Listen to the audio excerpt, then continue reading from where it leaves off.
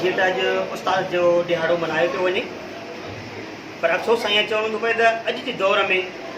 उस्ताद जो जेको क़दुरु आहे, वैल्यू आहे, उहो केतिरे क़दुरु वञी पहुतो आहे।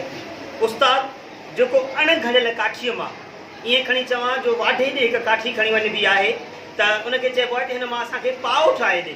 त हू पंहिंजी महारत मां, पंहिंजे हुनर मां उहो पाव ठाहींदो आहे, खट जो पाव ठाहींदो आहे। ऐं जॾहिं उस्ताद ॾे माइट हिकु ॿारु वठी ईंदो आहे त उहो ॿारु बिल्कुलु मुआशिरे खां, हिन स्कूल जे माहौल खां अलॻि हूंदो आहे, माउ ऐं पीउ जी शफ़क़त में हूंदो आहे, पर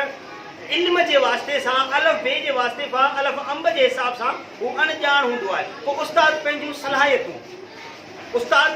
पंहिंजूं सलाहियतूं उनखे में इस्तेमालु करे उनखे घड़े वाढे जे जीअं उन मंज़िल ते पहुचाईंदो आहे, जीअं हिकु वाढो उन काठीअ जे टुकर मां पायो ठाहींदो आहे। उस्ताद बि उनखे, उन ॿार खे जेको इल्म खां नावाक़िफ़ हूंदो आहे, उनखे इल्म जे लहरुनि में ज़मीन खां खणी आसमान ते पहुचाईंदो आहे।